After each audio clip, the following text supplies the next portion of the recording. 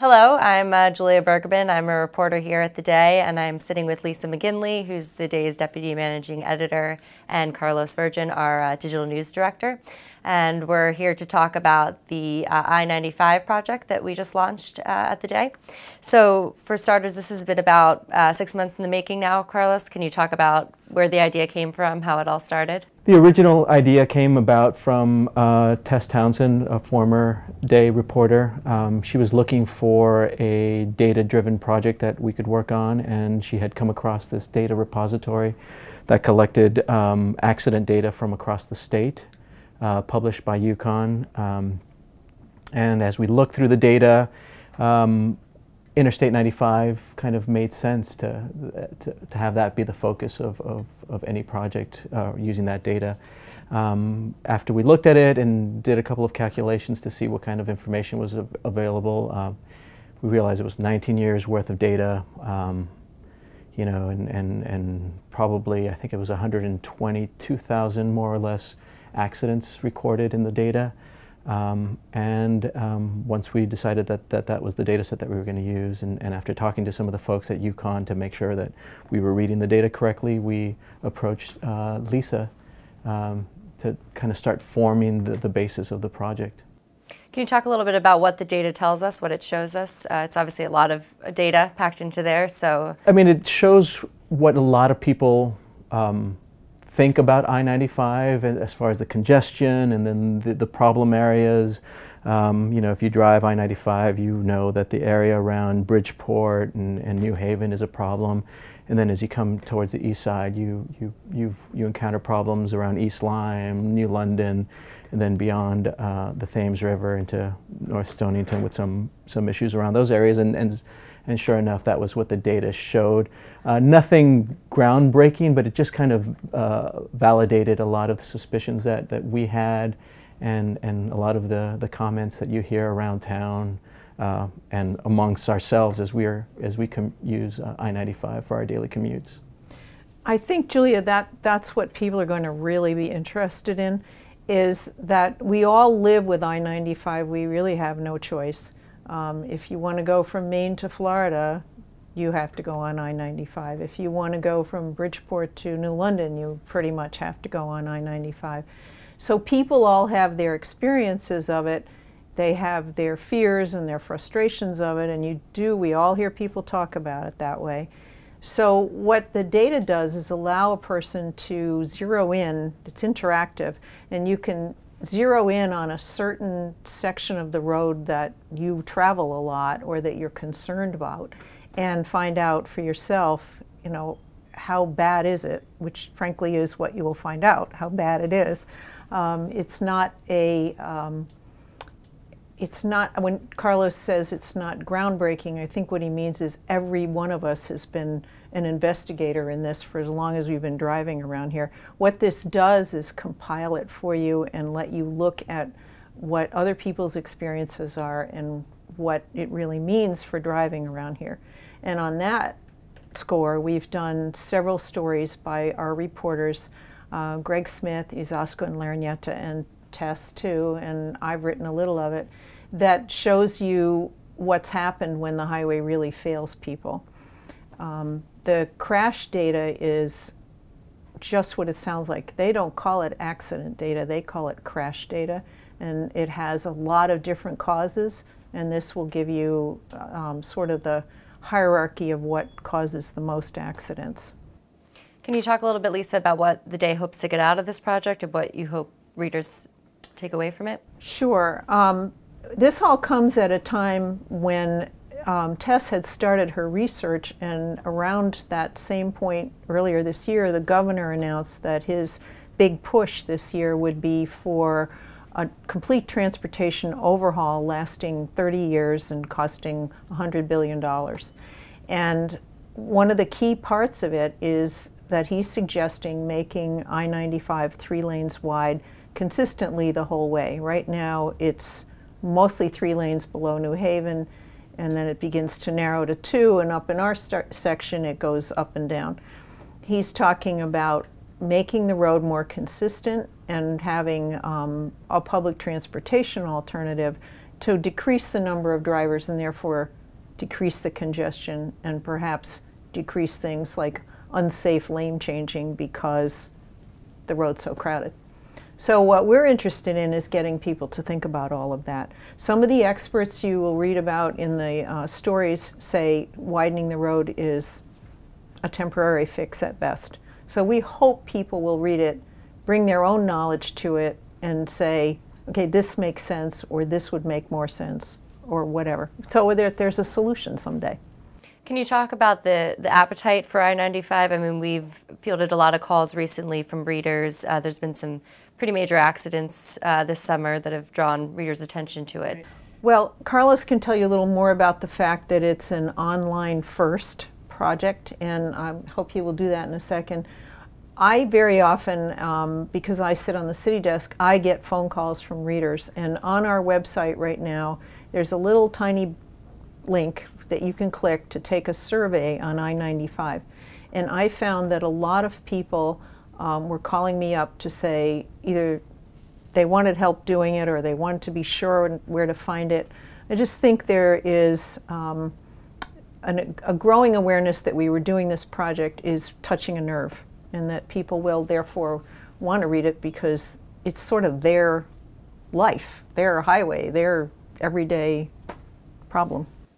Yeah, Carlos, can you talk? This is obviously a new endeavor for the day. We've launched this first on the web, and now it's coming out in the paper. Can you talk about that? And this is the first of what we hope are many projects that use a template that we built that incorporates a long-form narrative structure, which is a little bit different than how we usually handle projects. Typically, in our in-depth projects, they're print first for the most part, and then we publish the stories on our website as individual stories, and sometimes they link between the different stories.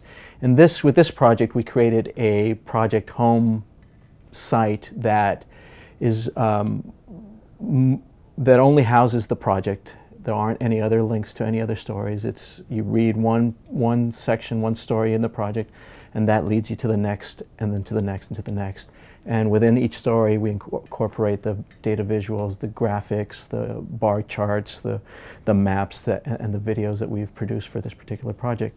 And in addition, the publishing of the project is also a little bit different than what we usually do.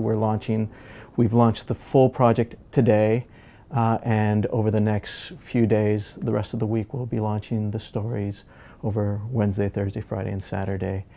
Which is a big departure from how we usually do projects. Right, all on the web first and then parsed out over.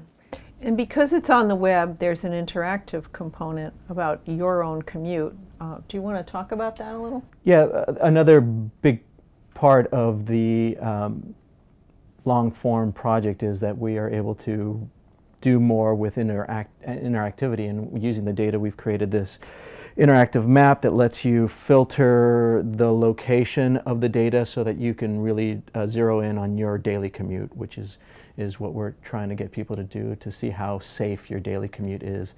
So you could filter the data by mile marker and exit number, and then get a quick snapshot of what the data shows for that stretch. You know, what are the most dangerous times? You know, what are the most dangerous days of the week?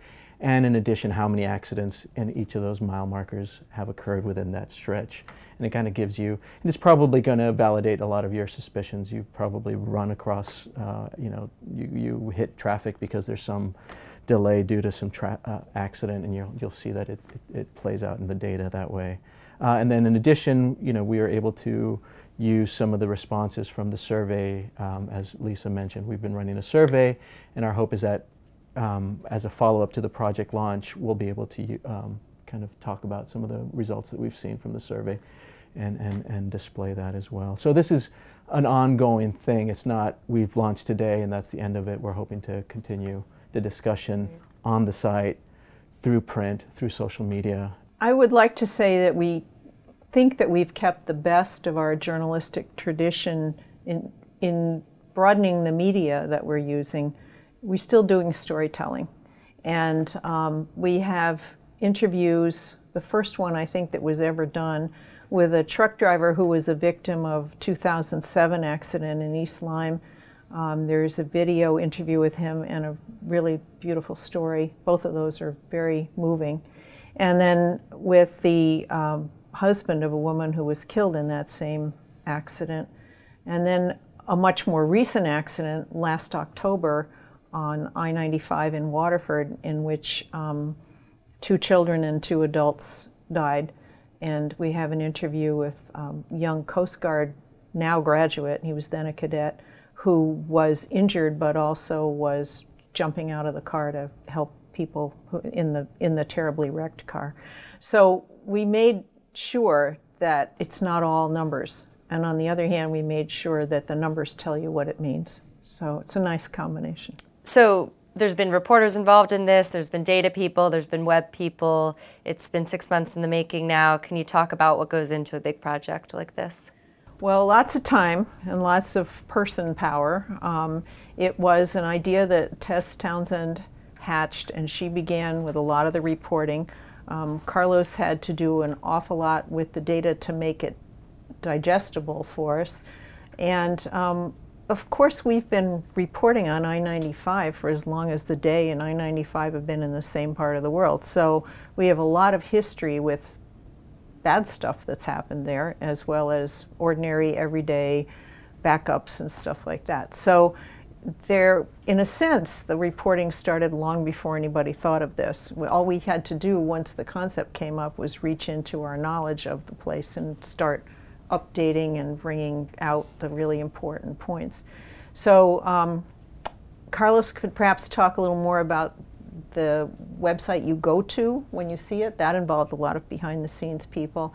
And I should also quickly say videography and photography are a really major part of this, and that includes pretty much our whole photo and video staff. Yeah, you know, I think as far as creating this new template that we're using for the project, Joe Ruggieri, who's our web developer, and our designer Maria Reagan had a big part in creating that from scratch, basically. So it was a lot of collaborative work between Tess, myself, Lisa, other managing editors, and Joe and Maria, tweaking, looking at it, going back, tweaking, looking at it, going back. And it was a very similar process with the data. So I would create a view of the data. Tess and I would look at it, kind of try to figure out what the data says, where it fit in the narrative that she was working on, and then we'd show it to editors, and they'd have some feedback. We'd go back, and that was kind of that collaborative process that really happened through really up until this morning when we were still tweaking elements of the project, and Joe was still tweaking the template. Now that it's launched, can you tell people where they can go find it? I know there's a hashtag we'd like people to use when sharing it on social media. So the project is, you could find the project at theday.com/interstate95. And we'll be using a couple of hashtags in social media, including hashtag I-95 and hashtag Deadly95. And I know that we'll be posting parts of the project throughout the week on Facebook, and you could find us at facebook.com/thedayct, and on Twitter we're at thedayct. And yeah, I mean, we're going to use the social media, and hopefully we can get some conversation from people. I mean, we started it with the survey, and we've started seeing some responses. We've written a couple of some editorials that have gotten some responses, so we're hoping to collect all these. And with the survey results and the feedback we get from social media, we hope to integrate that into the project. And keep the conversation and going. Keep it going, yeah, hopefully. Great. Thank you both.